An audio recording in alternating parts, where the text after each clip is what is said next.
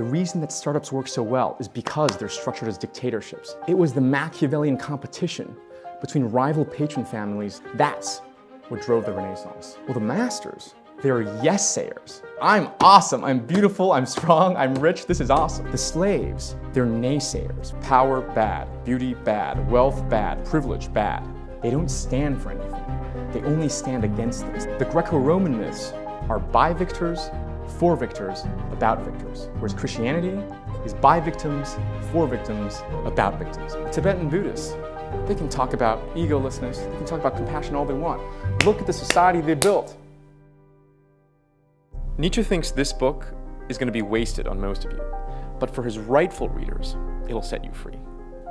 Nietzsche wrote his books to cultivate what he called higher men, people like Beethoven, like Napoleon, and of course our friend Mr. Nietzsche himself. And before you get a bit too excited, Nietzsche's got some bad news for you. Higher men are born to be higher men. They are born with noble aristocratic natures, which he thinks is incredibly rare.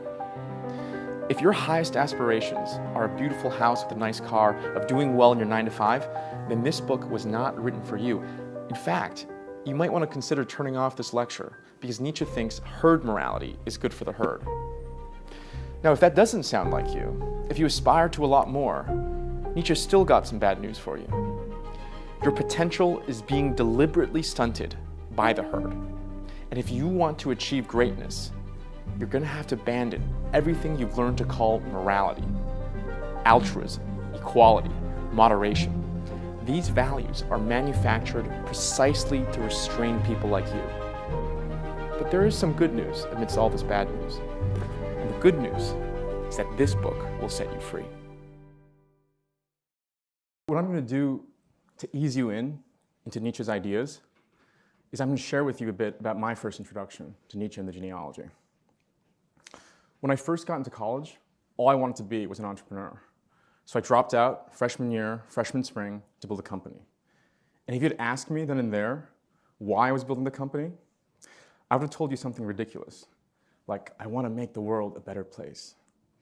That's complete nonsense, okay? To this day, I've not met one single person actually motivated by that as their primary motivation. I wanted to build the company for the same reasons that Achilles wanted to sack Troy. Pride, greed, glory, maybe even a bit of lust. It didn't work, okay? Company failed. I was very distraught. I went back to school. I got into philosophy because I wanted to figure out what had gone wrong. And the type of thinkers that I was really attracted to were the Tibetan Buddhists as well as the Christians, people like Augustine, people like Girard. And those thinkers pulled me so much because they tried to wean me off of these worldly desires, pride and money and reputation. And instead, they tried to direct me to this otherworldly set of desires, compassion, egolessness, contemplation. And so in the middle, under their influence, in the middle of my college career, I started having this otherworldly phase. I rejected technology. I switched from computer science to philosophy. I deleted all of my social media. I moved to Nepal to go and practice in a Tibetan monastery. And I thought I was making tremendous progress until I encountered Nietzsche's genealogy. The genealogy exposed me as not only having made no progress, but actually as having deepened in my perversion. It exposed me that I was motivated by what Nietzsche called ressentiment, resentment. Resentment is the state where you feel bad, where you feel unpleasant, but there's nothing you can do about the source of that unpleasantness. And because you can't change the world, you change your interpretation of the world. So the classical example here is Aesop's fox, right? The fox wants the grapes. The fox can't get the grapes. What does the fox do? The fox says, well, the grapes are sour anyways. My sour grapes was my failed company. I was mad at myself, and I was envious of my peers who had dropped out, who had built successful companies. And so even unbeknownst to me, and this is why Nietzsche was so important, it's not like I was consciously planning this fox-like maneuver. Even unbeknownst to me, I had latched on to the asceticism, to the otherworldliness of Buddhism, of Christianity, of philosophy itself, in order to more forcefully reject technology. Those silly entrepreneurs, don't they know all desire is suffering and all ambition is vanity? Nietzsche exposed me as being a little more than just a little resentful loser, motivated by the same pride, the same desire for superiority, but even more perverse because it was now packaged in this compassionate and egoless shell. And when he pointed that out to me, I started seeing it everywhere in the social world. So one example is that I had an acquaintance, and in freshman year, I thought he was the most selfless, most moral person I'd ever met. Because every time I would see him, he would talk so passionately about welfare, about socialism, about communism, helping the poor, helping the little guy. He confessed to me, junior year, sophomore year, that what motivated that wasn't a love of the poor, but it was a hatred of the rich. So he had grown up in an upper middle class environment, but he was in the middle class. So he was always made to feel lesser than his richer peers. And so his orientation away from wealth was not for its own sake, but to get back at the people he was envious and resentful of. Now, the funny story is, he's now in investment banking. Never had an issue with wealth inequality in the first place, or the only issue he had was that he was on the wrong side of it. So that was my first encounter with the genealogy. But what I want to do now in the part one of this lecture is to properly introduce you, holistically, to Nietzsche's project. Because resentment is only going to be the tip of the iceberg with what Nietzsche thinks is wrong with our culture. Nietzsche's project is one of liberation. And what he wants to liberate you from is everything you've learned to call morality, happiness, altruism, equality, compassion, asceticism. Nietzsche is going to call moralities that emphasize these values slave morality, morality of the herd, morality of the weak, egalitarian morality, morality with a concern for the victim and the poor and the little guy. And he's going to associate that, for reasons we're going to soon explore, with the Judeo-Christian moral world. What Nietzsche wants to elevate instead is what he calls master morality, inegalitarian, elitist, which he associates with the pagan world, okay, the Greco-Roman world. So instead of valuing happiness, Nietzsche wants us to not only embrace, but see the uses of suffering. Instead of altruism, he wants us to develop a severe kind of self-love. Instead of tranquility, he wants us to embrace danger, have a taste for it, and instead of compassion, he wants us to be not only indifferent to the suffering of others, but be willing to use them as a mere instrument for our own ends. And instead of asceticism, he wants us to indulge in our animalistic desires. This is the core of Nietzsche's project, what he called a reevaluation of values. The obvious question is, on what possible grounds can Nietzsche make this suggestion, right? And the answer is quite simple. Because egalitarianism, because slave morality for Nietzsche produces mediocrity. It limits the production of greatness. And Nietzsche has one orienting goal in all of his writing, genealogy included, the production of what he calls higher men. When Nietzsche says higher men, you can have in mind people like Achilles, people like Napoleon. But what he really means are the creative geniuses, the Beethovens, the Goethes, the Shakespeares, and of course, according to Nietzsche, the Nietzsches of the world. I read to you the chapter titles of Nietzsche's autobiography. Chapter 1, Why I Am So Wise. Chapter 2, Why I Am So Clever. Chapter 3, Why I Write Such Excellent Books. Believe it or not, there's actually quite a humble and sober answer to those questions, which I'll get to when we talk about free will today. But there's a much more immediate question that presents itself to us, which is why? Why in the world is egalitarian morality harmful for the production of greatness? I mean, the Greco-Roman world is great. They had Sophocles, they had Aeschylus. But think about the great Christian art, right? Think about great Christian poetry, music. Even look at democracy. Democracy, which for Nietzsche is an expression of egalitarianism, equality, produces greatness. So this concern just seems to be empirically unfounded. Nietzsche's response is to say, let's take a closer look at these Christian great men.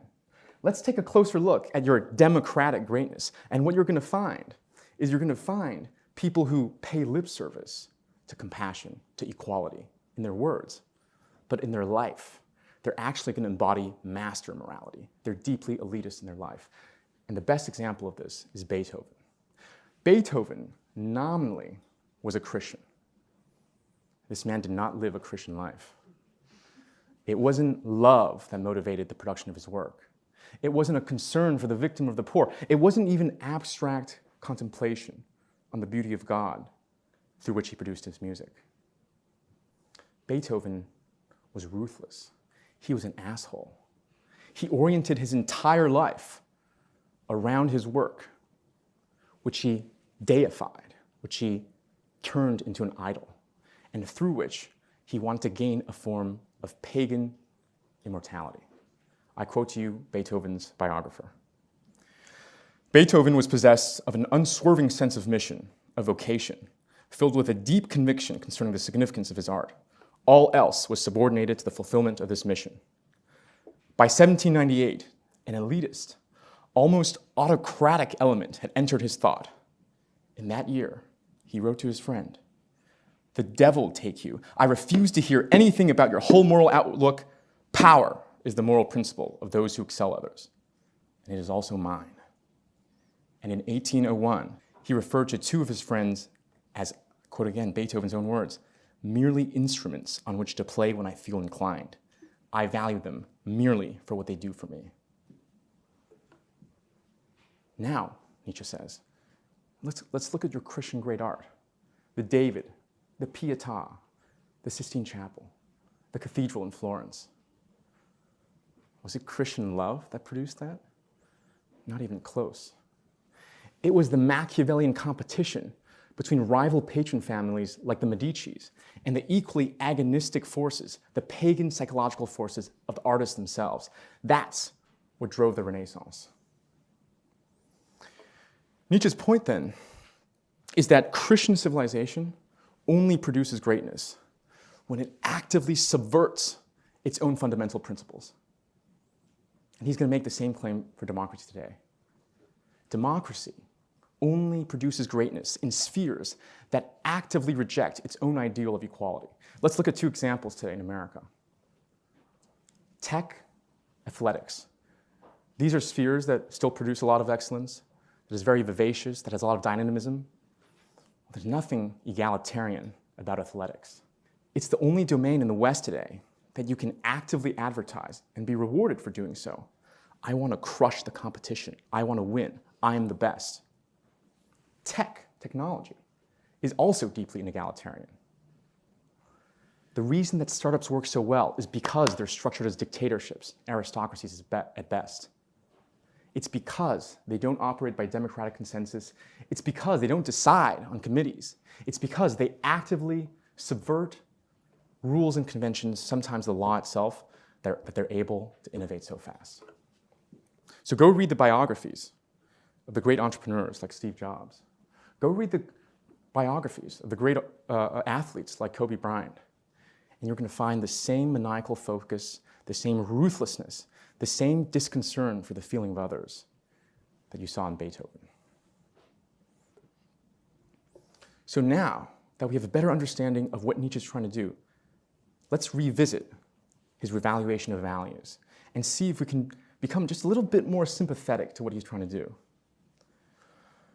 Why does he advocate severe self-love over altruism? Well, these great projects require total devotion, and they're your projects. They might have some greater end, greater ambition, but at the end of the day, they're your projects. They're projects that you can throw your identity all behind. This is why I said in the beginning, I've still not met a single person who has as their primary goal making the world a better place. At best, and even this is very rare, it's I want to make the world a better place.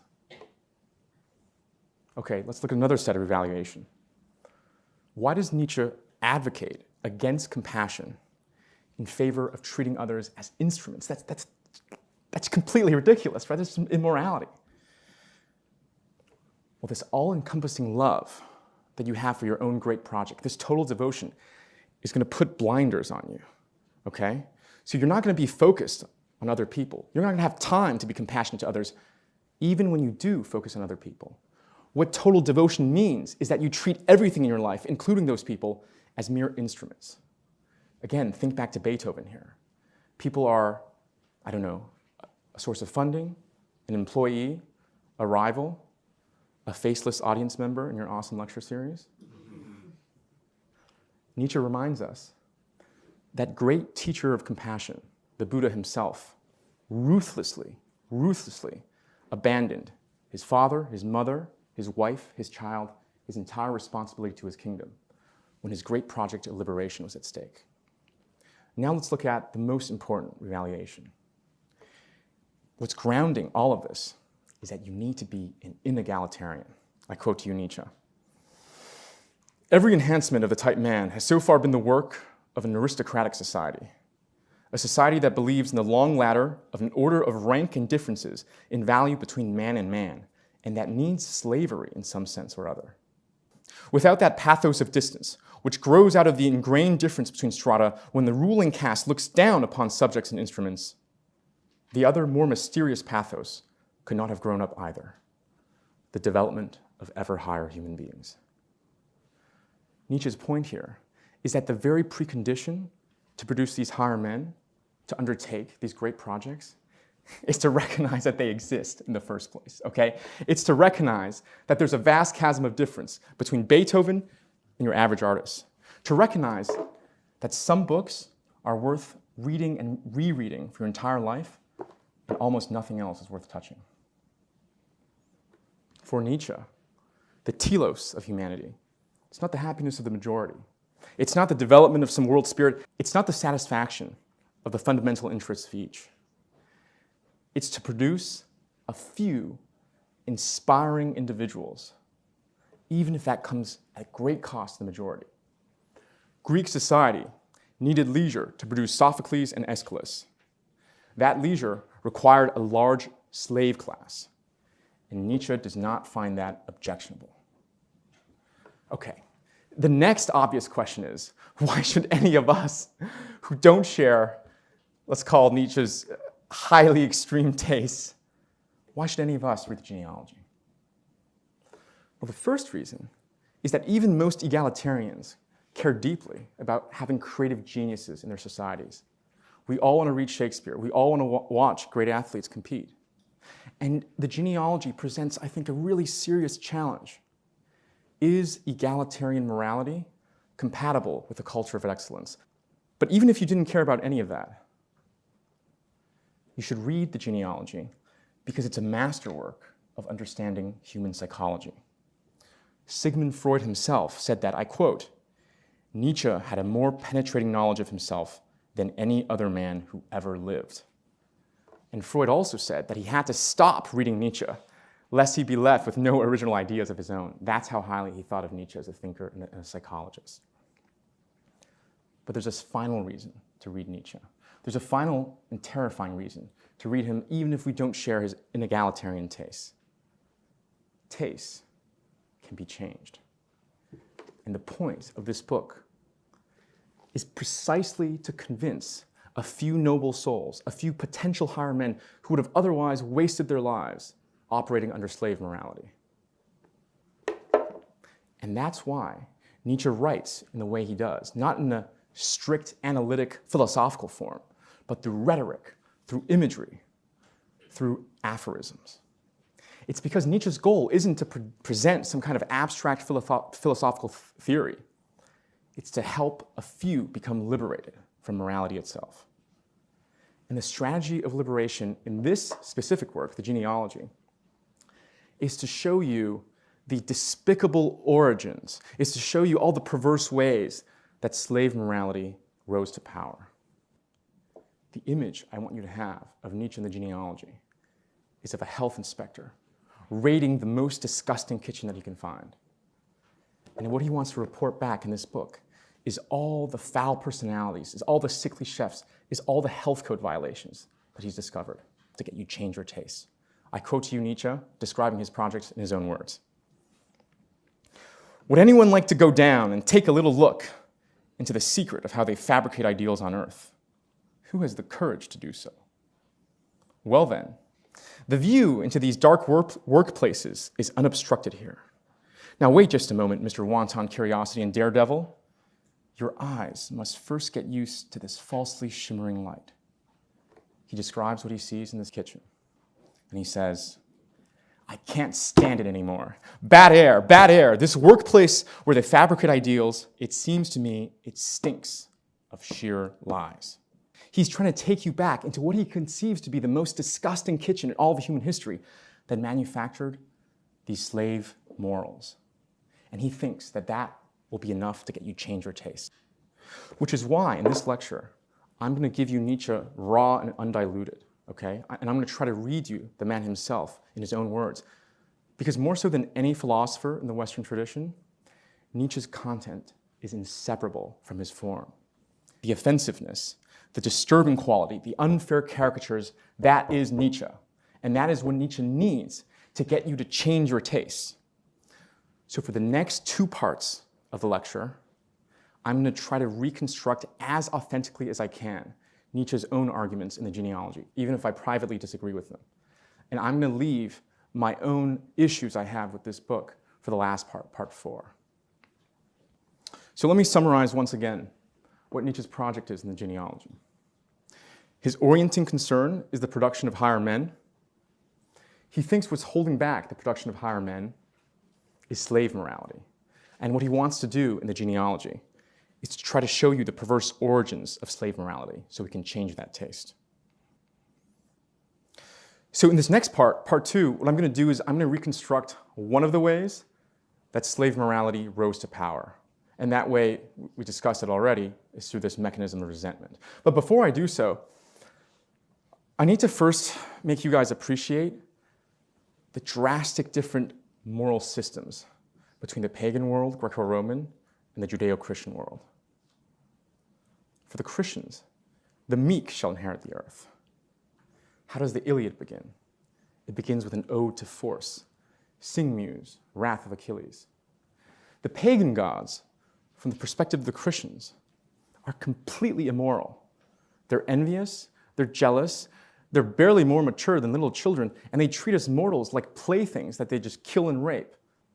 Now, the Christian God is completely incompetent from the pagan perspective. What's your superpower? Multiplying bread? Here's another example. Chastity, we're going to talk a lot about chastity today, is a high value, it's a high virtue in Christianity.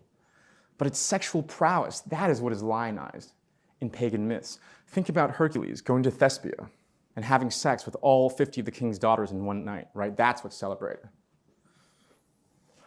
For Nietzsche, the history of the West is the history between these two sides waging war against each other. I quote to you Nietzsche himself, Rome against Judea, Judea against Rome.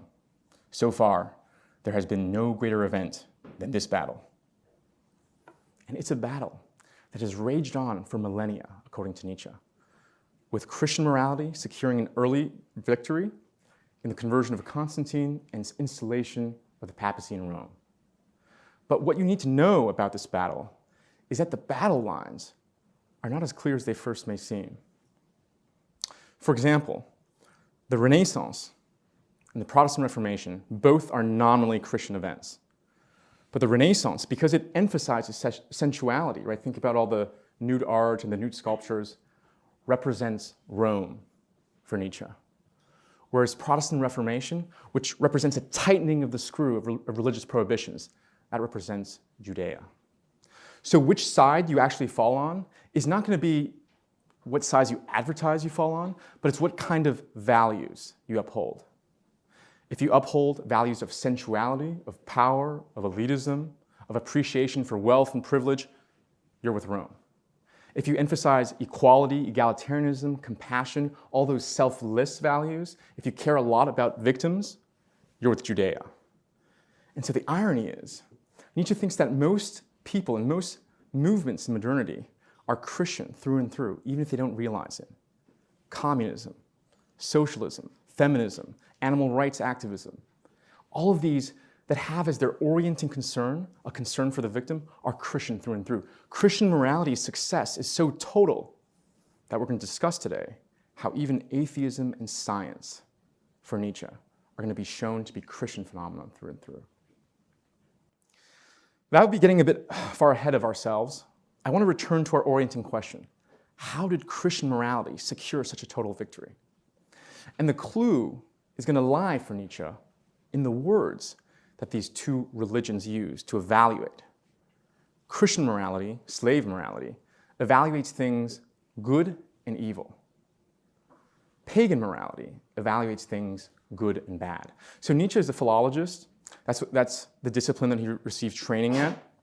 And philology is the study of the development of languages. And what Nietzsche finds when he looks at master morality, good and bad, is that the word good has its roots very similar to the words noble, aristocratic, high-minded, privileged, whereas the word bad is associated with words plain, simple, common. For example, the German word for bad is very similar to the German word for plain and simple.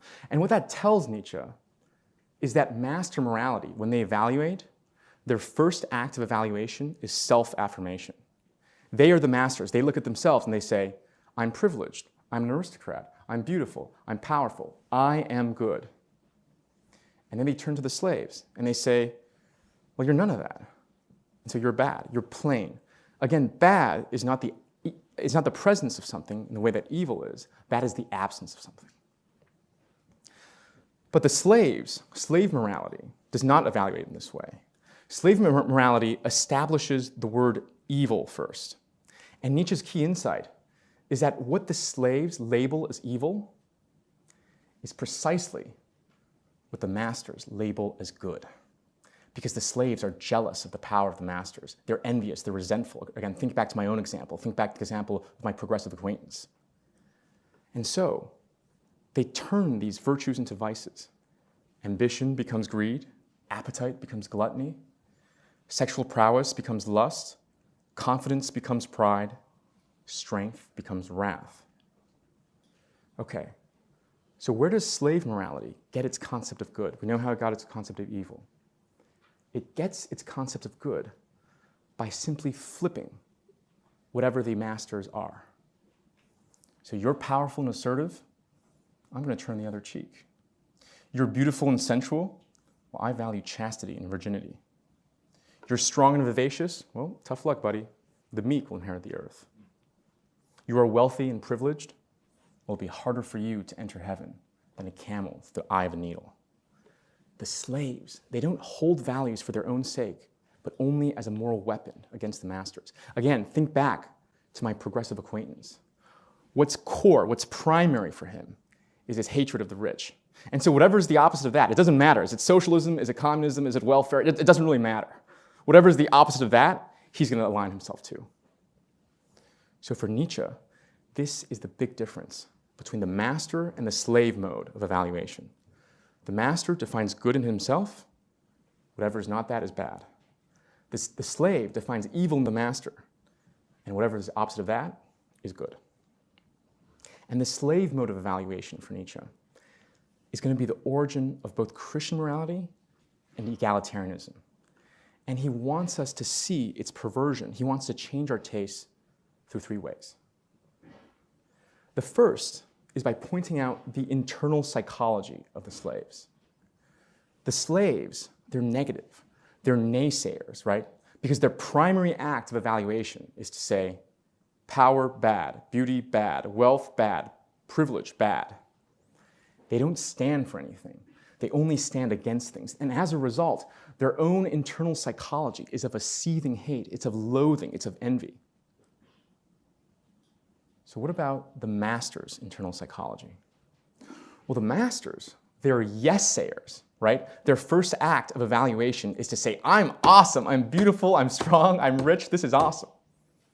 And what this surplus of confidence provides for the master is that the master becomes somewhat indifferent, a cool nonchalance to the external world. He embraces danger. He's not easily offended at all. And even when he commits atrocities, he walks away cheerful. I quote to you Nietzsche. Masters step back into the innocence of the beast of prey conscience as jubilant monsters, who perhaps walk away from a hideous succession of murder, arson, rape, torture, with such high spirits and equanimity that it seems as if they have only played a student prank, convinced that for years to come, the poets will again have something to sing in praise. The picture that Nietzsche paints of the master is of this joyful brute. And he is a brute, okay? So he's very stupid, partially because he's never had to use his intellect. But what's positive here is his naivete, okay? The fact that he doesn't overthink things. And if you think Nietzsche is exaggerating with that quote I just gave you, that's literally how the Iliad begins. Achilles commits murder, arson, rape, and all he can think about is his own reputation, his own immortal glory. So the best way to think about Nietzsche's master is your high school jock, okay? He's a physical specimen. He's on top of the social pecking order. He loves danger, extreme sports, drunk driving, body checking people in hockey. He bullies people, not because he's mad, but for him, it's fun to shove someone into a locker. And you can call all manner of obscenities to his face, partially because he's so smug and confident, partially because he's too stupid to realize what you're actually saying. That might sound a very negative ideal for us, partially because we have been influenced by Christian morality, but it's the naive self-assurance, okay? It's the willingness to indulge in one's simple desires. It's the natural independence. That's the first reason that makes this masterly mode of evaluation preferable to the slave. The second reason that slave morality is despicable for Nietzsche is that they promote bad values.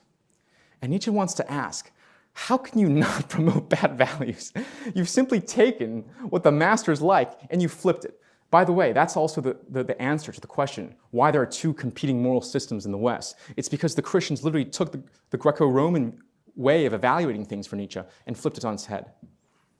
And Nietzsche would say, let's just look at the type of people associated with these different religions, and that's going to tell you everything you need to know about them. Who created the Greco-Roman myths? Well, it was the aristocrats, right? Aristocratic artists. Virgil, Sophocles, Aeschylus. Who created Christianity? Who wrote the Bible? Well, the Hebrew Bible is by a group of people who repeatedly suffered enslavement and exile, and the New Testament is written by a group of persecuted Jews. Okay? Nietzsche would ask, who is Greco-Roman myths for? Who are they for? Well, they're for the aristocrats, right? People like Caesar. They claim direct ancestry from Aeneas, from these myths. Who's Christianity for? It's emphatically, it wasn't for the aristocrats, right? The Roman senatorial elite were the last to convert. In the first 300 years, the early adopters of Christianity, the lower classes, the middle classes, marginalized people, like women and slaves. Okay? Who were the Greco-Roman myths about?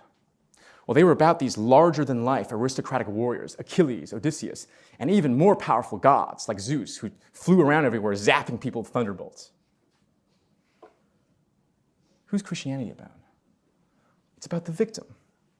It's about Moses, not the Pharaoh. It's about Abel and not Cain.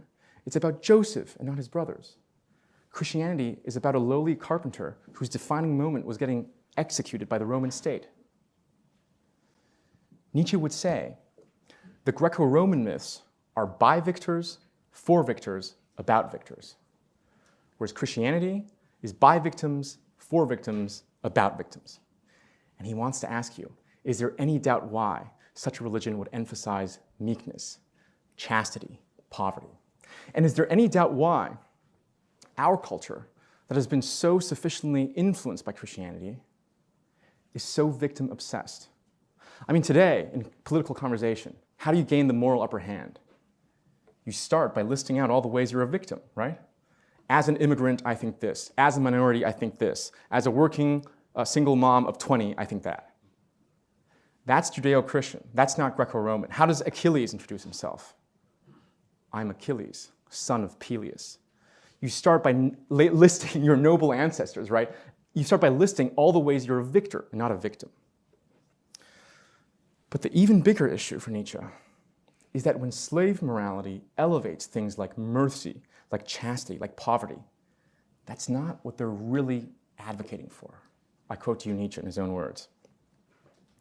The inoffensiveness of the weak one, cowardice itself, which he possesses in abundance, his standing at the door, his unavoidable having to wait, acquires good names here, such as patience. It is even called virtue itself. Not being able to avenge oneself is called not wanting to avenge oneself, perhaps even forgiveness. For Nietzsche, the slaves aren't merciful. They're too weak to seek revenge. They aren't chaste. They're too ugly to get laid. They aren't patient. They're too cowardly to act. Nietzsche's point is that you can't confuse impotence for virtue. I want to take a step back here and just point out something interesting, because the Christian thinker René Girard also came to the exact same conclusion, that at the heart of Christianity, what made it special was that it emphasized the victim. It protected the victim. But of course, given that he's a Christian thinker, he sees that as a reason that Christianity is true and not as a reason to critique Christianity, as Nietzsche does here. And it's actually structured as a very brilliant and compelling critique of Nietzsche, which I'm not going to go into now, but I'll link my lecture in the description below if you want to watch that later on. We need to turn to the third issue that Nietzsche highlights with slave morality, and that's hypocrisy. And there's no better expression for Nietzsche of this hypocrisy than Christian love. Nietzsche thinks that Christian love purports to be this voice of objective justice, but is really just the pagan desire for vengeance in another form. And the way that he's going to make this argument is quite clever. He's going to latch on to a strand of theological thought that conceives of God's punishment, even God's punishment, as a manifestation of God's love. That makes a lot of intuitive sense, right? We punish people all the time who we want to be better. We punish our kids so that they morally improve. We punish our employees because we want them to be better. What Nietzsche's going to focus on is a specific type of punishment. Punishment in the afterlife, punishment in hell. What's the purpose of God's punishment? Are you going to still tell me it's love? Even if these people have no possible outlet of improvement? That's the wedge where Nietzsche smells hypocrisy, and he's going to cite three influential Christian writers to make his point. The first writer that Nietzsche cites is Dante, who writes on his gates of hell, "I too was made by eternal love."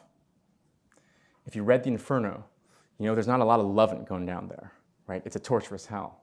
And so why? Why is that love? Some theologians think that when you desire sin, what you're desiring is to be away from God, and therefore the Inferno is really giving you what you want, and so that's why it's love. But Nietzsche's not convinced at all. Nietzsche says, you're telling me I'm getting impaled by a spike for all of eternity with no possibility of moral progress because God loves me? What Nietzsche reads instead into the structure of the Christian afterlife is the pagan desire for vengeance, and he cites his second thinker, Aquinas, to make his point. Thomas Aquinas, the great teacher and saint, "The blessed in the kingdom of heaven," Aquinas says, meekly as a lamb, "will see the punishments of the damned in order that their bliss be more delightful to them." Nietzsche's reading here of Aquinas is that the saints in heaven are like spectators in an otherworldly coliseum, eating popcorn and laughing and pointing out at all the sinners being punished in heaven. Now, I think this is a terrible misreading of Aquinas, especially if you read the passages here around the Summa. But the third thinker that Nietzsche cites, I think, is the most compelling of them all, and that's Tertullian. So Tertullian did end up breaking from the church. However, he still remains one of the most influential early Christian writers. He introduced the word Trinity, and he's still considered by Christians today the father of Latin theology. Okay, so this isn't just some random guy that Nietzsche just pulled out of a hat. So what I'm going to read you now is Nietzsche's selected quotation of Tertullian talking about how excited he is in watching the sinners be punished. "That last day of judgment, how vast a spectacle then bursts upon the eye! What there excites my admiration, what my derision, which sight gives me joy, which rouses me to exultation? As I see so many illustrious monarchs whose reception to the heavens was publicly announced, groaning now in the lowest darkness with great Jove himself. And those governors of provinces too, who persecuted the Christian name in fires more fierce than those with which in the days of their pride they raged against the followers of Christ.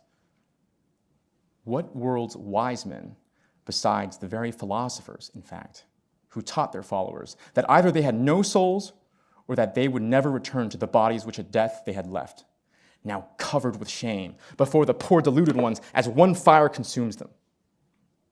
Poets also, trembling not before the judgment seat of Rhadamanthus or Minos, but of the unexpected Christ. I shall have a better opportunity then of hearing the tragedians' louder voice in their own calamity, of viewing the play actors much more dissolute in the dissolving flame, of looking upon the charioteer, all glowing in his chariot of fire, of beholding the wrestlers, not in their gymnasia, but tossing in the fiery billows. Unless even then I shall not care to attend to such ministers of sin, in my eager wish rather to fix a gaze insatiable on those whose fury vented itself against the Lord. Nietzsche wants to ask you, does that sound like love? So those are the three reasons why that Nietzsche dislikes slave morality and elevates master morality. Slave morality is life-denying, it promotes bad values, and it promotes bad values that the Christians themselves don't even believe in. Now, slave morality is indeed going to invert the values of master morality, but it has one more trick up its sleeve, which is that it invents the notion of freedom, free will, to further blame the masters and praise themselves. And Nietzsche makes this point by using the famous picture of birds of prey, okay, so eagles and hawks hunting little lambs. So this is the famous sentence that describes the psychology of these lambs, how the lambs react to being hunted. The lambs say among themselves, "These birds of prey are evil." And whoever is as little as possible a bird of prey, but rather its opposite, a lamb, isn't he good? What Nietzsche is trying to do here is to show you how ridiculous it would be if lambs blamed eagles for hunting them, and how even more ridiculous it would be if lambs praised themselves for not hunting other lambs. Why is it ridiculous, Nietzsche thinks? It's because moral blame, moral praise, requires you to have been able to do otherwise. It requires the idea of free will. But of course, it's in the nature of the eagle to hunt, and it's in the nature of the lamb to be hunted. The lamb couldn't even hunt if it wanted to. So the lamb invents this idea of choice, of free will, to further praise itself and blame the eagle. Now, of course, in this analogy, in this metaphor, in this imagery, the lambs, they're the slaves, the birds of prey, they're the masters. And Nietzsche's view is that slavish and masterly humans are just as different from each other, this is his inegalitarianism talking, as eagles are from lambs. And just like animals, it is our natures, it's not our free choice, that determines our actions. The masters are naturally strong, and they can't help but bully people, rape, burn, and pillage. And the slaves, they're naturally weak. Again, don't confuse incompetence, impotence for virtue. And so they couldn't even do that if they wanted to. The strongest reading of Nietzsche here is that he doesn't believe in free will at all. Remember when I said in the beginning of the lecture that there's actually quite a humble and sober answer to his questions in his autobiography, Why I'm So Clever, Why I'm So Wise? This is that answer. Nietzsche thinks that he was fated to do this. And that's humble, again, because Nietzsche doesn't praise himself for being so clever. He's just fortunate. So in the master mode of evaluation, without this idea of free will, people are fortunate or they're pitied, they're pitiful, which is why the master actually has a lot of compassion for the slave. It's only when you add in free will does this idea of blame come into play. Nietzsche's attack on free will, whole other can of worms, and it's super interesting. How does Nietzsche reconcile his agential theory with no free will? How does the will to power guy not believe in free will? I'm not going to go into that right now, but I filmed an interview with one of the world's leading Nietzsche scholars, which again, I'll link in the description if you're interested. The key insight I want to emphasize here is that free will, again, is what makes something praiseworthy or blameworthy. Vegetarians don't blame lions and eagles for eating meat. They blame us because we can do otherwise. And that's what Nietzsche's getting at here. So the slaves not only invert the system of morality, they add this notion of free will. And I really want to emphasize just how significant this is, okay? That Nietzsche thinks that resentment, our psychology, not only can determine our position on values, is chastity good, is chastity bad, it can actually determine our metaphysics. Is there free will or not? So I quote you Nietzsche. Every great philosophy so far has been the personal confession of its author in a kind of involuntary and unconscious memoir. In short, that the moral or immoral intentions in every philosophy constitute the true living seed from which the whole plant has always grown. In fact, to explain how the strangest metaphysical claims of a philosopher really come about, it is always good and wise to begin by asking, at what morality does he aim? What Nietzsche is saying here is that it is our interests, it is our psychology, it is things like resentment that affects philosophy, that determines our philosophical worldview. The example we already discussed, it's because the lambs want to blame the eagles. That's why they invent this notion of free will. It's not because they started from first principles and reasoned that free will is true. This, I think, is one of the most important insights of this book, because the implication is ad hominem arguments, where you criticize not the thought, but the thinker, or at the very least, you look at the thinker for how the thought was formed, is not only valid, but it's necessary. They're necessary, again, because we don't reason from first principles, because we don't start from empiricism, but because our ideas are helplessly shaped by our interests, by our psychology. And this is why Nietzsche had to spend so much time discussing who the master was, what his psychology was, and who the slave was, what his psychology was. And I want to suggest that this extends even to the most philosophical of minds. So Nietzsche asks, not in the Genealogy, but another book called Twilight of the Idols, he asks, why does Socrates like ideas so much? Why does Socrates devalue the material world? Why does Socrates elevate an abstract realm of forms? Nietzsche's answer is that Socrates is ugly. I quote to you Nietzsche. Socrates was a plebe. We know, we can even still see how ugly he was. The anthropologists among criminologists tell us that the typical criminal is ugly. Monster in face, monster in soul. When a foreigner who was an expert on faces came through Athens, he told Socrates to his face that he was a monster, that he was harboring all the bad vices and desires. To which Socrates simply replied, "You know me, sir." What Nietzsche wants to say here is this. If I had the ugliest nose, but the biggest brain in all of Athens, I too would spend all my time thinking. I too would devalue the material world and elevate this world of abstract ideas. I too would rank beautiful bodies as less beautiful than contemplating the idea of beauty. I too would suggest the philosopher king. That's how deeply this runs for Nietzsche, that even the shape of Socrates' thought is determined by who he is, his ugliness. And that's why, again, the ad hominem isn't just valid, it's necessary for us to properly understand the thought. All right, let's summarize what we've covered so far in part 2. Slave morality inverts the value system of the masters, and it introduces this idea of free will, which further blames the masters, praises themselves. And that's the answer, at least one of the answers, for why Nietzsche thinks Christianity won. It's by inverting the Greco-Roman value system, the pagan value system, that they were able to appeal to the resentment of the vast underclasses that felt disenfranchised from pagan religion. I don't find this totally convincing, and I want to start laying the seeds of why that is by asking you guys to start considering this question. For egalitarian movements, socialism, communism, Christianity, feminism, is resentment the essence of these movements, or is it merely a likely perversion? Now, before I tell you my own answer to this question, there's another account, there's another mechanism by which slave morality appealed not just to the slaves, but also the masters. That's the aesthetic ideal. That's what we're going to investigate in this next part, part 3. So before I introduce you to the aesthetic ideal and what that means, there's a new class in this war between master and slave that I need to introduce you to, and those are the priests. And there's 3 important things you need to know about the priests. The first is that the priests are the leaders of the slave revolt, okay? And they're leaders because they share a common attribute with the slaves, which is that they're sickly.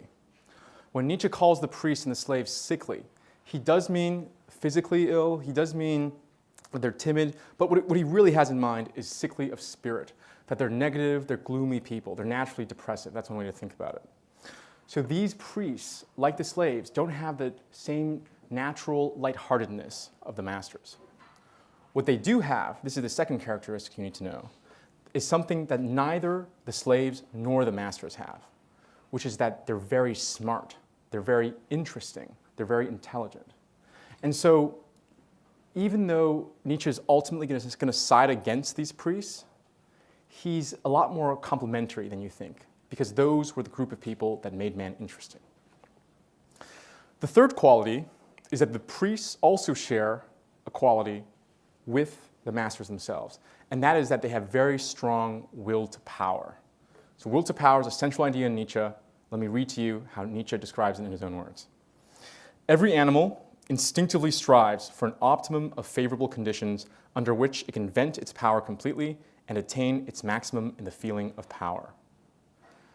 The interpretation of the will to power, there's many, that makes the most sense to me, is that more often than not, even if we're not aware of it, we do most things out of a desire to increase our feeling of power.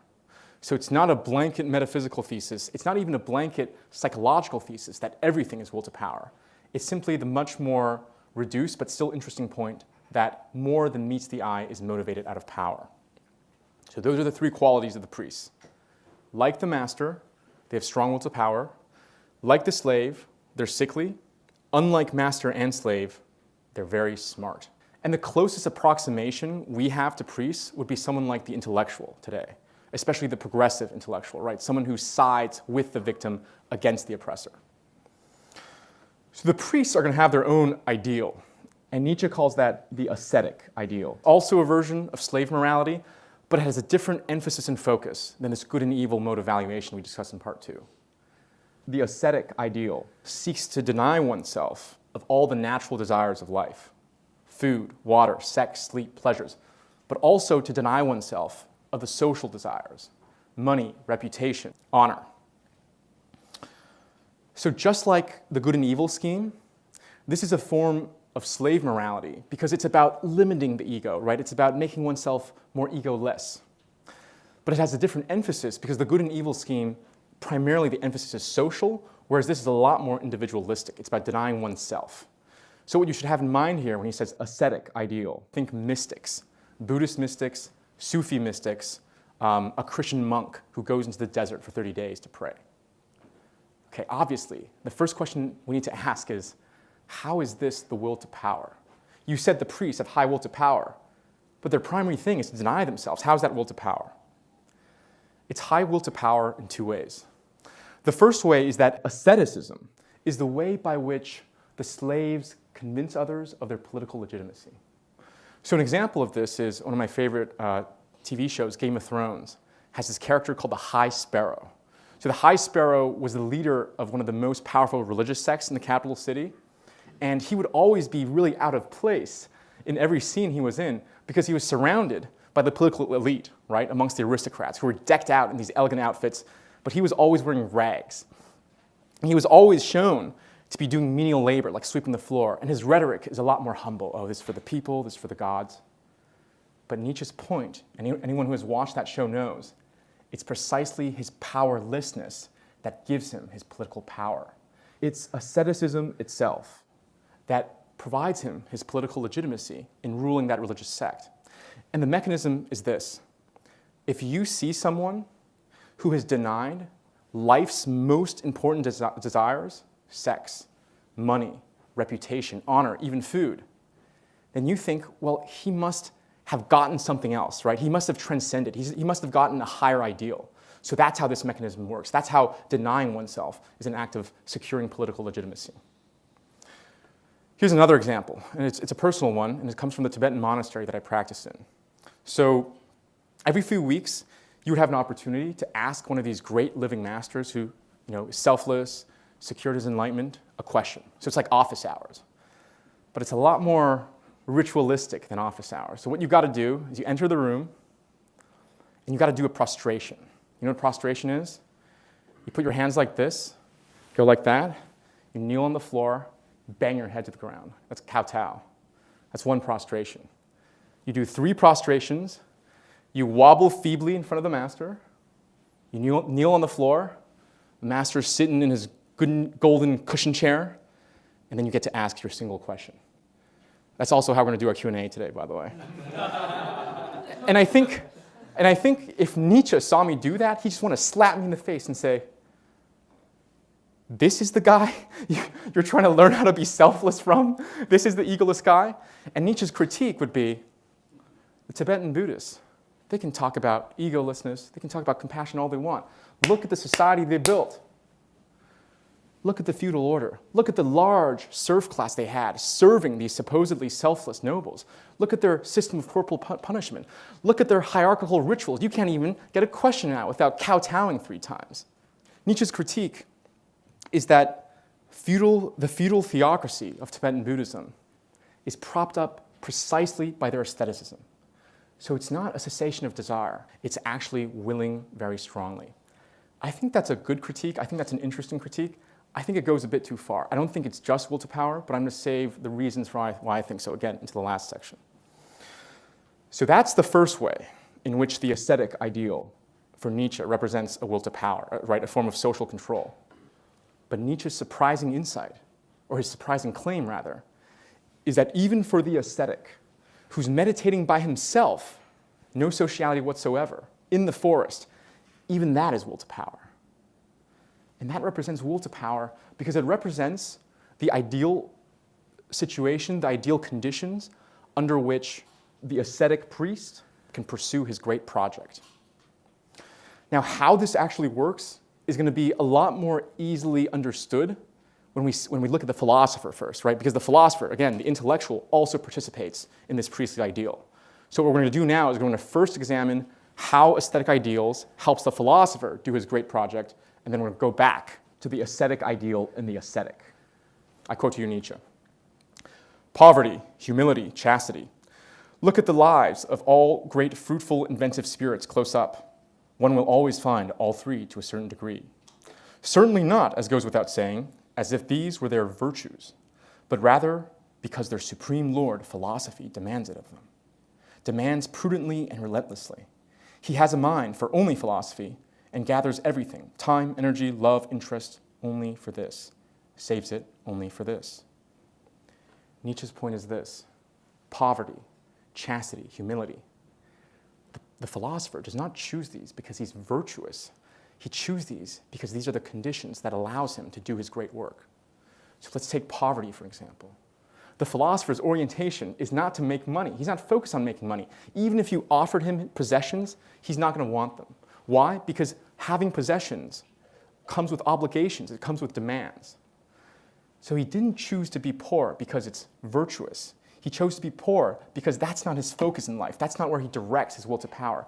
Now, obviously, we want to push back against Nietzsche here and say, but isn't having truth-seeking rather than money-making as your primary goal, isn't that virtuous? And Nietzsche's going to say, there's a lot of issues with truth-seeking as your primary goal, and we're going to talk about that very soon. But even if it were more virtuous to live a truth-seeking life than a money-seeking life, that's not why the philosopher chose it. The philosopher chose it because his dispositions, his circumstance, his resources better suited him to exercise will to power in the domain of truth. So I've had a lot of personal experience here where I've been up close and personal with the top intellectuals as well as the top capitalists in the world, and they hate each other, right?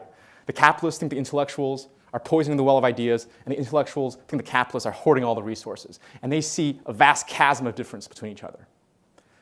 But when you get up close and personal, especially when you look at the elite of both, the similarity, I think, and I think Nietzsche is right here, is greater than the difference. They all have that maniacal focus. They all have that unrelenting drive to succeed, to win out.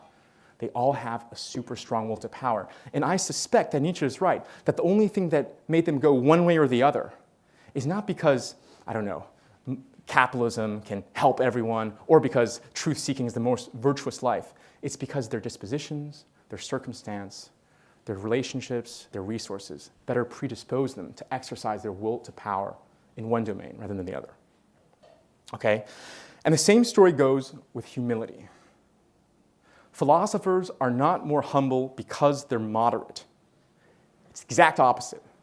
Their immoderate pursuit of the truth is why they are humble, because they don't want to get bothered by people. Okay? So that's why they don't advertise themselves. That's why they don't splay their name on things. Chastity, the last virtue, I think is the most interesting. So Nietzsche asks us, why are so many of the great philosophers chaste? They don't have wives.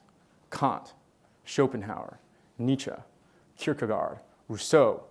I mean, Socrates had a wife, but Socrates literally chose the most annoying woman he could find to test his resolve, right? So that doesn't really count. So that's the question.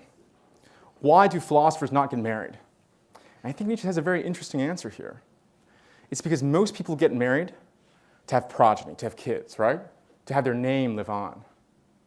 But the philosopher already has a channel for his name to live on, and it's through his books. So again, it's not like the philosopher is more enlightened. It's not like the philosopher no longer cares about his name living on after his own death. It's that he's found a better will-to-power route to exercise that same desire.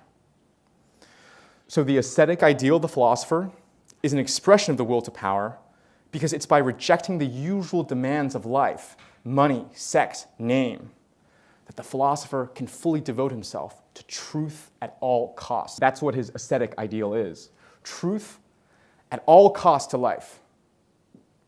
I'm going to go on a little tangent here, but only because it's so interesting. Nietzsche thinks we got this ascetic ideal, truth at all costs, from Christianity. And you can see how it's a religious idea, right? That I'm going to be pursuing a transcendental ideal, namely truth, against all other demands of life. I'm going to sacrifice sex, I'm going to sacrifice family, reputation, just for truth. That's a Christian idea for Nietzsche. If that's the case, then the ascetic ideal, truth at all costs, is also what gave birth to science and atheism. So think about the early atheist writers. Think about the early scientists like Galileo and how much persecution, how much life they needed to sacrifice for their ideal of truth. So in this way then, Nietzsche thinks Christianity committed suicide. I quote to you Nietzsche. What actually triumphed over the Christian God? Christian morality itself. The ever more strictly understood concept of truthfulness translated and sublimated into the scientific conscience, into intellectual cleanliness, any price, end quote. So it's the Christian desire, truth at all costs, which gave birth to atheism and science that ended up destroying Christianity. And I just want to make clear, and this just shows us how different Nietzsche's value system is to ours. When most people say Christianity gave birth to science, they mean that as a praise of Christianity. When Nietzsche says that, he means it as a critique of science.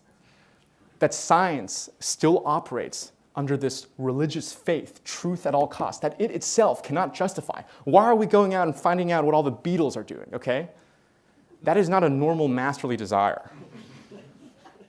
And Nietzsche's own position is that no value should have that transcendental absolute status. X at all costs is always bad, let alone truth.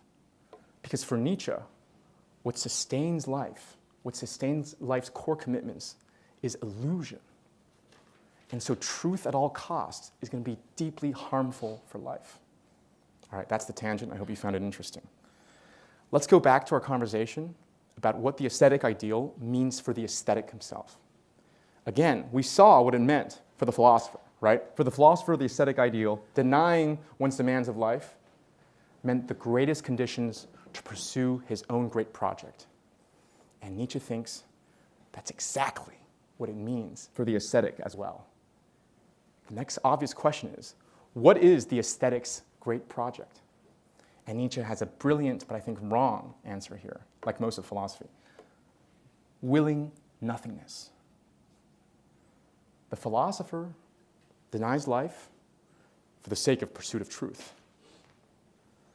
The ascetic denies life for the sake of denying life. The philosopher is chaste because he doesn't want to get nagged. He wants to focus on his work. The ascetic is chaste for chastity's sake. Okay, That's so uncharitable, right? Why does Nietzsche, how could he possibly describe the ascetics as willing nothingness? I think the first thing to say in defense of Nietzsche is that's what ascetics themselves tell you if you listen closely. I mean, think about the goal of Buddhism. Cessation of desire. I'm not talking about the later developments of Buddhism, the Mahayana, the Vajrayana. Think about Theravada Buddhism, early Buddhism. What cessation of desire meant was poofing out of existence. You obtain nirvana, you still live, but when you die, it's called parinirvana, the final nirvana, and you just leave. And that makes sense, right? Life is a cycle of suffering, let's end life. I mean, that's a bit of a simplification, but not by much. And I think Nietzsche sees this common strand amongst all the world's mystical traditions. This life is suffering. This life is evil. This life is bad. We need to find a way to end it. Of course, what Nietzsche thinks is actually going on here, what Nietzsche thinks is actually happening, is that some people are predisposed to make that judgment because of their natures, because they're naturally sickly, right? They're naturally gloomy, they're naturally depressive. If you read the commentary on the Buddha's early life, you'll know that he's a naturally gloomy, depressive figure. But not all of us are like that. So when someone tells you all life is suffering, for Nietzsche, again, think back to the Hominem, think back to Socrates is ugly. That tells you a lot more about who they are than what life is. So here's an example. In this Tibetan monastery that I was at, I talked to a meditator, a practitioner who was in her 60s. And she had practiced for about 35, 40 years. And she told me, after 30 years of practice and reading and meditation, I finally sensed that the Buddhists were right. I finally could see for myself that at the core of all desire was suffering. And Nietzsche's reading of that is that she didn't learn some objective truth. She got tricked. She's naturally healthy. She's naturally healthy. She doesn't have to interpret the world as all life is suffering. But if all you hear for 30 years is all life is suffering, all life is suffering, all life is suffering, that's what you're going to start to see in everything. So she was healthy, and then she was made sick by the priests who were spreading their natural sickliness. Now, of course, many ascetics are going to reply, you got it wrong. Okay, we're not ending life to end life. We're not willing nothingness to will nothingness. We're willing to transcend this reality, right? This reality, subjectivity itself, is an illusion. The ego, that's an illusion. We want to get to the objective reality. That's what we're trying to do. And again, I think Nietzsche has a brilliant but ultimately wrong response here, which is that he says, objective reality is an oxymoron. Think about it.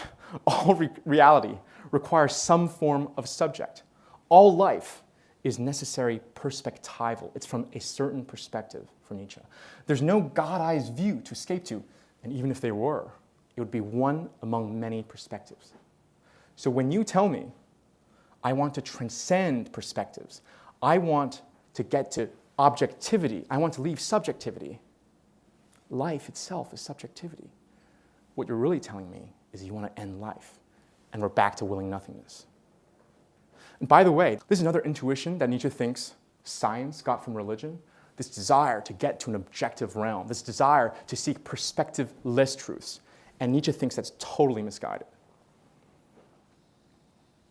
All right, so we solved the puzzle of the ascetic. And the answer to the riddle is this: man would much rather will nothingness than not will. What Nietzsche is saying here is that our will to power is so strong that we would actively use our will to power to will nothingness than just to stop using our will to power. So the Buddhists, they're not seizing desire, they're desiring cessation. Think about how active, how will to power Buddhist monastic life is. I'm going to give you one last example to really drive this home. Do you know what the first law from the First Council of Nicaea was? This is one of the most important events in all of early Christian history, convened by Constantine himself, establishing core doctrines of the faith. The literal first law, first canon law, was do not chop your penis off. And the reason was because too many early ascetics in Christianity were chopping their penises off. And that's exactly what Nietzsche has in mind here. Man would rather will nothingness than not will. Okay, in this domain, willing would be having sex. Not willing would be being chaste, but with the penis attached. Actively willing nothingness is actively chopping it off. And I do think it's a very interesting insight that early aesthetics would rather actively chop their penises off than just leave it on and not use it. And Nietzsche's reading here, again, is that our will to power is so strong. I mean, think about the balls it takes, okay, to chop off your balls. That's will to power right there. All right, so we solved the riddle of the aesthetic ideal.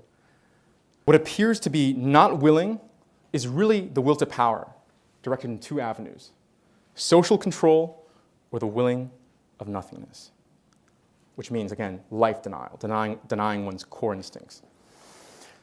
And Nietzsche spends so much time drawing out this distinction, making sure we're seeing the ascetics as willing nothingness for three key reasons. The first reason is that he wants you to start viewing the priests as just as hypocritical as the slaves, right? Because the priests, they're just as much exercising their will to power as the masters. Now, the second reason, once you get into this frame, once you start seeing the priests as exercising their will to power, you start looking at the object to which they exercise their will to power. And that's nothingness. And I think Nietzsche wants you to realize that's a very stupid goal. In other words, if we're going to have to use will to power, might as well direct it somewhere fun, like the masters, like orgies and conquest and tragedy and festivals, and not something stupid like cutting your penis off. The third reason that Nietzsche wants to make sure we understand the ascetic as willing nothingness is that he wants to set up how the priests manage to convince everyone else, both master and slave, to also adopt this ideal, to also will nothingness. So that's going to be the final topic we're going to reconstruct in Nietzsche's genealogy. The riddle we need to solve now is, why did this ascetic ideal, again, denying one's life's core instincts, why did it spread to people who weren't priests, who didn't have transcendence as their main goal, to people like you and me? Nietzsche's answer is that it appealed to two constants within human nature: cruelty and suffering. We're going to talk about cruelty first. So Nietzsche's claim is that humans all want to exercise cruelty. And the example he gives are how chimps and monkeys delight in violence, how ancient cultures make out of pain what he calls a festival. Whether this is looking at the Colosseum, whether this is going to beheadings as if it were like an amusement park. That's something people used to do, right? Public executions were seen as a festivity. And we can even see this desire to exercise violence and cruelty on others, Nietzsche thinks, in our modern day, right? I mean, for today, it would be the sheer amount of violence in our media that we consume, in our video games and our movies.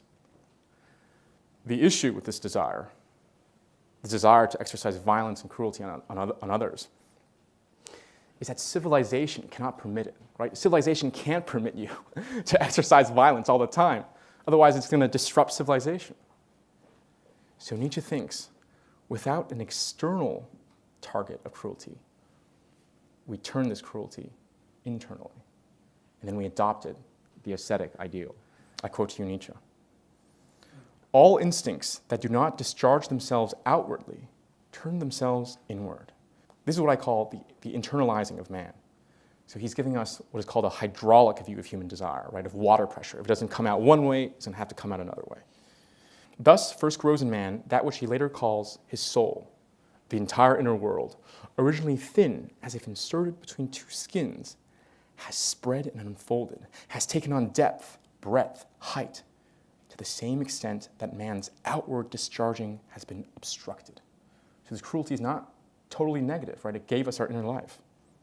Hostility, cruelty, pleasure and persecution, in assault, in change and destruction, all of that turning itself against the possessors of such instincts. That is the origin of bad conscience.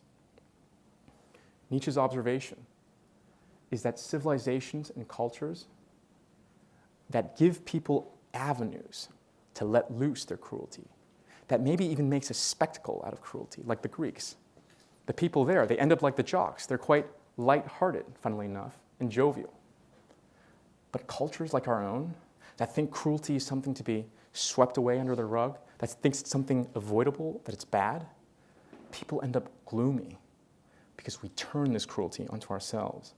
And what Nietzsche, I think, is gesturing at when he talks about self-cruelty does include things like physical harm, right? We cut ourselves, deny ourselves our core instincts. Suicide is obviously the most extreme example.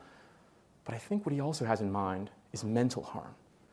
Think about the immense negative internal dialogue that we have about ourselves. You're not enough, you're fat, you're lazy, you're stupid.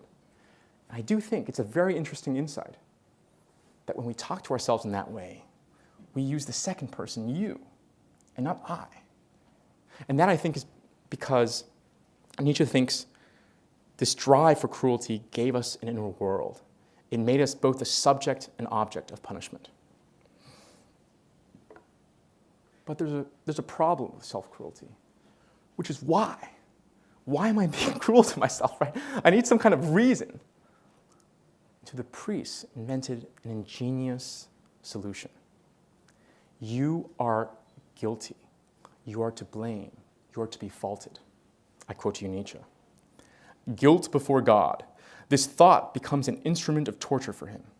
In God, he captures the most extreme opposites he can find to his actual and inescapable animal instincts. He reinterprets these animal instincts themselves as guilt before God, as hostility, rebellion, insurrection against the Lord, the Father, the primal ancestor and beginning of the world. The interesting insight here that I think Nietzsche is highlighting is that the concept of original sin is not a bug, but a feature. We actually like it because it enables us to maximally exert self-cruelty unto ourselves. And of course, this type of self-cruelty is none other than the ascetic ideal, committing violence to oneself, denying oneself our core desires. And so again, the other interesting insight is that even everyday people like you and me, we've adopted this ascetic ideal, even to a less extreme extent. But there's another pathway, which both guilt and the ascetic ideal appeal to people, and that's through the problem of suffering. So for Nietzsche, he got this from Schopenhauer, who got this from the Buddhists, and it's quite a simple idea that life contains a great deal of suffering. Some people might suffer less, like the masters, because they're naturally more healthy, but they also suffer. And the problem with suffering isn't the amount of it or the fact of it, but it's the lack of meaning of suffering. So Nietzsche has this very famous line, "He who has a why can bear with almost any how." And what he means to highlight there is the amount of pain, the amount of struggle we're willing to go through, if it's for a cause, if it's for some narrative, if it's for our friends, our children. So suffering needs a meaning. And Nietzsche thinks that people try to find this meaning by blaming others. And we already talked about how the slaves in part 2 blame the masters. And Nietzsche thinks that the masters in the Greco-Roman world can blame the gods. It was Athena that caused me to spiral into frenzy. But there's an issue with this form of other blame, which is that it doesn't really fully answer the why question. Why is Athena punishing me? Why is that bird of prey attacking me? Why me? And so the priests jump in here with both the idea of guilt and the ascetic ideal and present an ingenious solution. You are suffering not because of someone else, but because you are at fault. I quote to you Nietzsche. Those who suffer make malefactors out of friend, wife, child, and whatever else stands closest to them. I am suffering. For this, someone must be to blame. Thus, every diseased sheep thinks. But his shepherd, the ascetic priest, says to him, "That's right, my sheep. Someone must be to blame for it. But you yourself are this someone. You alone are to blame for it. You alone are to blame for yourself. I am suffering because I made a mistake, because I am guilty, because all of this, life itself, all of my natural desires, is bad. Now, my suffering is given meaning." And I do think it's a very interesting insight that of the 5 major world religions, all of them answer this question of suffering in some sense back to you. right? It's sin in the Abrahamic faiths, and it's the idea of karma in Hinduism and Buddhism.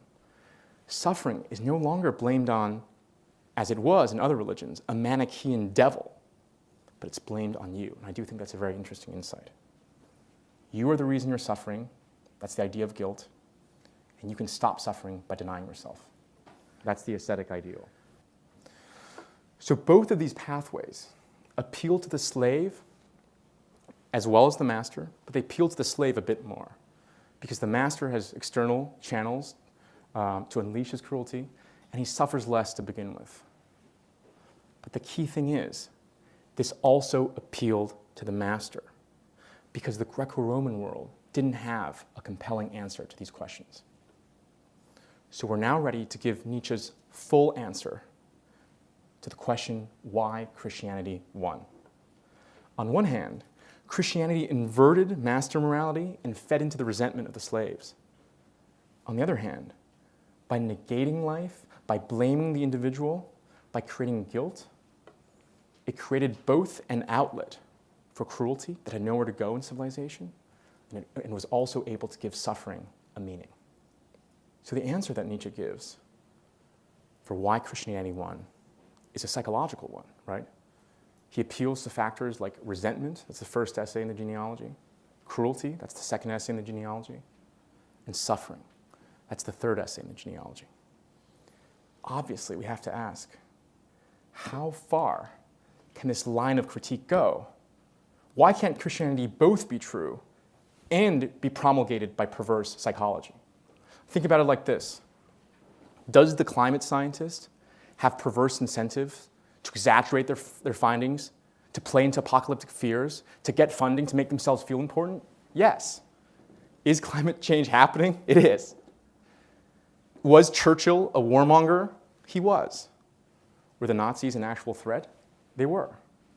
So why can't Christianity both be the result of perverse psychology and also be true? Nietzsche isn't attacking the heart of the problem. Surely the heart of the problem, the only question that matters is Jesus the Son of God? Nothing else matters. There's two things to say here in Nietzsche's defense. The first thing is that, again, remember, Nietzsche's giving us a polemic here. That's how he conceives his own book. So he's not trying to give you a metaphysical argument for why God can't be, but he's trying to have you lose this taste in slave morality. And the best way he thinks that he can do that is, again, by showing you the hypocritical personalities that promulgated it. But there's a second thing to say in defense of Nietzsche, and it's a bit stronger, which is that it's not just a polemic. I think what Nietzsche is giving us here is what he thinks is the most likely account for how these religions came to be. And he's saying that it's much more reasonable and likely that these religions, the fact that they pop up everywhere with very similar structures, is due to common structures in our psychology that they appeal to, and not because the Buddha actually got enlightened or Jesus is actually the Son of God. And I think this route of critique, that religion is really a psychological phenomenon, is a deeply important one today. Because when most people convert today, what do they tell you? They appeal to their psychology, right? It's no longer miracles, it's no longer reason in Scripture. It's, I was feeling down, and God filled a hole in me. God made me feel whole. Or it's, I was so lost, and in the Buddha, in the Sangha, in the Dharma, I felt in a refuge.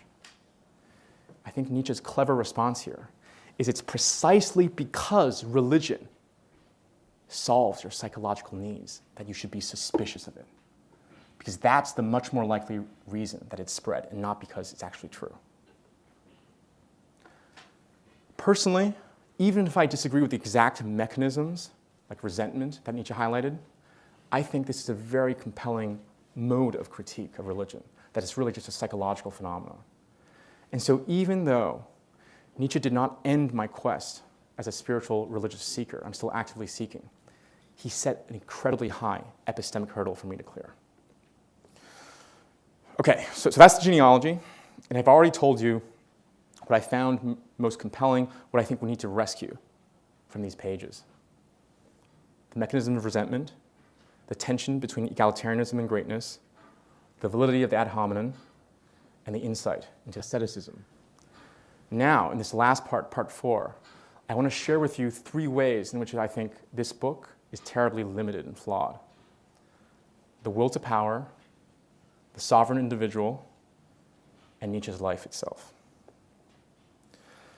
The first idea I want to introduce is that certain philosophers have certain biases or predispositions for the type of explanations they like to give, right?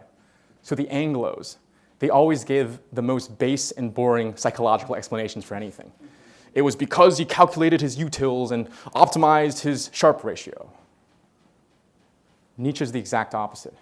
He always gives us the most extravagant and the most cynical possible reading of human motivation, which makes them interesting to read, but I don't think it makes them right. Why are the Christians compassionate? Resentment. How do we develop an inner world? Our unrelenting drive for self-cruelty. And I think this is the most ridiculous instance of that exaggerated cynicism. I quote to you Nietzsche. By prescribing love of one's neighbor, the ascetic priest is basically prescribing an arousal of the strongest, most life-affirming drive, even if in the most cautious of doses, the will to power. So what Nietzsche is saying here is that when we help others, we like it because we feel superior. And look, that's maybe a reasonable idea, right? Because we're helping you, because I'm helping you, it means I have more power. But what I take issue with is the word basically, as if all there is to helping others is just this desire of superiority. I think what's actually going on here is that Nietzsche himself is very high will to power, and so he's actually projected that psychology onto too much humanity. And look, there are people like that. I think I'm very high will to power. I think my progressive acquaintance is very high will to power. This is why we can't stand losing. This is why if we can't win the current value system, we fell prey to resentment, right? That we had to flip the value system. But I don't think most people are like that. I think most people are totally fine with affirming value systems that don't affirm themselves.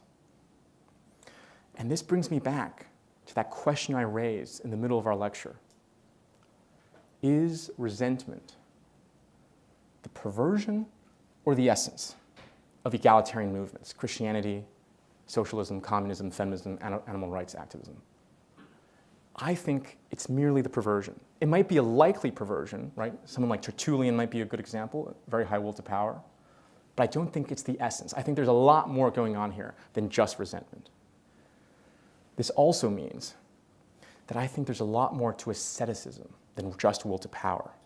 There's something real that the Buddhists have uncovered through meditation, even if it is clouded by a lot of this will to power that Nietzsche rightfully identifies. But that's not the extent of it. Okay, so that's the first issue. But I think he reads way too much will to power into human nature. The second issue is that whenever Nietzsche talks about a positive ideal, which granted is quite limited because this book is a critical book, it's always of a heroic individualism. Okay, it's always of a lone man creating some new value system. And even in the Genealogy, this comes out in his discussion of what he calls the sovereign individual. I quote to you Nietzsche. The sovereign individual, the individual resembling only himself, free from the morality of custom, autonomous and supermoral. The free human being, the possessor of a long, unbreakable will, has in this possession his standard of value as well. Looking from himself towards the others, he honors or holds in contempt. Nietzsche's positive ideal is always a lone individual. To frame it in other words, he's suspicious of any form of sociality. And my issue with that is that I just think it's naive and impossible. Maybe I've read too much Girard and Hegel, but I think sociality always interpenetrates us. And we always evaluate with a group or against a group or building on top of a group, and we can't be sane in our evaluative judgments without receiving some kind of recognition. In other words, one big issue I have in the psychology of the master that Nietzsche detailed is his claim that the indifference of the master comes from his genetics, comes from his nature. I don't think that's where it comes from. I think it comes from sociality. In other words, the jock can only be so indifferent to others because others are not indifferent to him, because they praise him, they give him their recognition. So that's my second issue, right? Nietzsche's heroic individualism. But my biggest issue with this book has nothing to do with the ideas in this book. It has to do with the life that produced it and was produced by it, Nietzsche's life. If Nietzsche blames Socrates' decadent metaphysical speculation on his ugliness, then I would blame Nietzsche's obsession with power and individuality on him being a loser. So let me be clear on what I mean that Nietzsche is a loser. I'm not talking about his early years, which seemed fine except for the early death of his father and brother. I'm not talking about his fantastic early philological career, where he was made the youngest professor at the University of Bonn. I'm talking about the mature Nietzsche, the Nietzsche who wrote books like these. I'm talking about his chronic sickness that eventually became insanity. I'm talking about barely scraping by with a university pension. I'm talking about his rejection by multiple women that turned someone who was an early supporter of women's education into a cartoon misogynist. I'm talking about a man who conceived of himself as the next Socrates, but had so little recognition in his sane years that he had to self-fund the publishing of his books. If Nietzsche tells us that every philosophy is an intimate confession by their philosopher, what I hear in Nietzsche's confession is seething, unrelenting anger at an unreceptive world. And I think that's directly linked to the two ways in which his ideas are actually flawed. It's related to this first point, that he exaggerates will to power, because remember, Nietzsche himself tells us the master does not think about power. In fact, the master doesn't really think, period. It's the slave, it's the priest, it's the people who don't have power on the sidelines. Those are the ones who are conniving. Those are the ones who are resentful and thinking of power. And I think Nietzsche was only such a masterful psychologist of resentment because he was also a creature of resentment. And you hear that through the seething anger, through his work and through his pages. So I think the exaggerated emphasis on the will to power tells us perhaps a bit less about the Christian psyche than the psyche of Nietzsche himself. And I think the same goes for his heroic individualism. It just reeks of these avant-garde artists who receive no recognition, and then they say, anyone who's recognized in their own life is a failure. I think the heroic individual is the ideal through which Nietzsche tried to turn his lack of reception into a triumph. But of course, it's not an ideal that Nietzsche could actually inhabit. You can say you don't care. You can say I can evaluate by myself all you want. Nietzsche, I think, deeply cared what people thought of him, and I think it deeply bothered him that he was unrecognized in his sane years. I quote to you Nietzsche's biographer describing the beginning of Nietzsche's insanity. In Nietzsche's mind, the tentative contacts his friend had made on his behalf with quite average people, moreover, who were generally interested in but hardly converts to his philosophy, were transformed into a discipleship composed solely of the most elevated natures of exclusively high-placed and influential people in St. Petersburg, in Paris, in Stockholm, in Vienna, in New York. In his mind, he's gone crazy at this point, he had become incredibly famous, a superstar. He says, there is no name that is treated with such reverence as mine. Jean Bordeaux, actually no more than an occasional contributor, got promoted to the editor-in-chief of a prestigious French journal in Nietzsche's mind, and as such, the most influential man in France. In reality, far from admiring Nietzsche, Bordeaux regarded his writings as cruel and perverse. This is a man who deeply cared what other people thought of him. And so, I have the exact opposite issue that most people have of Nietzsche. Most people are suspicious of Nietzsche because he parades the values of the winner. I'm suspicious of Nietzsche because he lived the life of a loser. And when you look at who is attracted to Nietzsche's ideas today, I'm not talking about the academics. I'm talking about the real people in the real world who uncritically embrace all of Nietzsche. It's never the Übermensch. It's never the blonde beast. It's never the jock. More often than not, it's people like Nietzsche, sickly, marginalized, unattractive, resentful. Let me be totally clear here. Nietzsche had his dark side, and that's what I'm focusing on, because we're talking about the limitations of his work, and I think it's inextricably connected to the limitations of his life. But he had a positive, a yes-saying, a value-creating side as well. And Nietzsche is undoubtedly, in my mind, one of the great geniuses of the 20th century. So much so that even my fundamental critique of Nietzsche is Nietzschean through and through. It was Nietzsche that taught me the validity of the ad hominem. So let me end our lecture by expressing both my deep indebtedness, my deep gratitude for Nietzsche, as well as my ultimate dissatisfaction with him in the following way. I've been too convinced by Nietzsche to be convinced by the rhetoric of the sick. Thank you.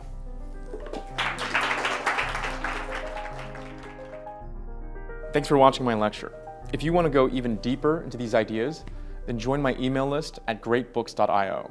You'll not only get lectures and interviews, but also transcripts, book summaries, and essays, all to help you understand the most important books in history. Now, one thing you might be interested in after this lecture is to explore Nietzsche's critique of free will, which we briefly touched upon. Now, Nietzsche has very interesting arguments for why free will is an illusion and how we can live life without it. If that interests you, go check out my interview with Professor Brian Leiter. You can find the links to everything we discussed today, including transcripts and my book notes in the description, as well as on my website, greatbooks.io. Thank you.